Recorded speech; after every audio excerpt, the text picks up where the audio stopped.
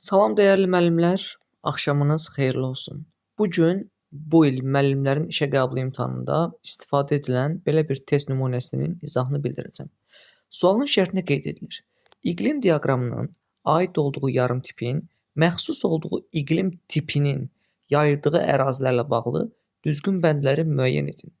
Gördüyümüz kimi yoldaşlar, qış aylarında havanın temperaturu mənfiyə enməyib və yay dövründə havanın temperaturu təxminən 20 və 25 dərəcə arasında dəyişir.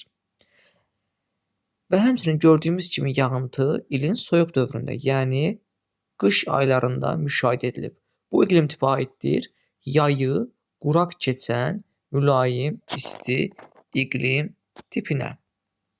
İndi bizdən bunun aid olduğu tip soruşulur. Yəni iqlim tipi yayı quraq keçən mülayim isti iqlimdir. Ümumilikdə isə mülayim isti iqlimin yayıldığı ərazilərlə bağlı düzgün bəndlər istənilir. Bir də qeyd edilib, iqlim tipinin yayıldığı bütün ərazilərdə sitrus meyvəçiliyi inkişaf etdirmək mümkündür. Bu fikir yanlışdır. Bütün ərazilərdə ola bilməz. Məsələn, Lənkəran təbii vilayətində olsa da, məsələn, Böyük və Kiçik Qafqazın cənub-şərqində sitrus meyvəsi inkişaf etdirilməyib. 2-də qeyd edilib, Qanıq Əyriçay və Qusar maye düzənliyində rast gəlinir. Bəli, bu fikir doğrudur. Deməli, Qanıq Əyriçayda qışı quraq keçən mülayim isti iqlim, Qusar maye düzənliyində yağıntılara bərabər paylanan mülayim isti iqlimə rast gəlinir. 3-də qeyd edilib, Xocalı və Qubadlı rayonlarında rast gəlinmir fikri yanlışdır, çünki Xocalı ərazisində var. 4-də qeyd edilib, Sumqayıt çayın yuxarı axını bu iqlim tipində yerləşir.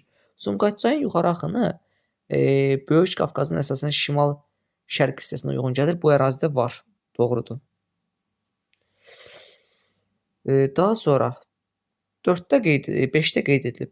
Bu iqlim yarımtipinin aid olduğu iqlim tipinə bütün vilayətlərdə rast gəlmək olar. Bütün vilayətlər təbii ki, yanlışdır. Və 6-da qeyd edilib. Ən uzun kanalın yerləşdiyi iqtisadi rayonun birində bu iqlim tipinə rast gəlinir. Bildiyimiz kimi Azərbaycanın ən uzun kanalı təbii ki, Samur-Abşeron kanalıdır. Samur-Abşeron kanalı təbii ki, Quba-Xaçmaz iqtisadi rayonundan axdığı üçün Böyük Qafqazın təbii ki, şimal-şərq ətəklərində biz bu iqlim tipini görə bilərik. Bu doğrudur. Deməli, bizim buradan sualımızın doğru cavabı olur 2, 4 və 6. Yəni C variantı.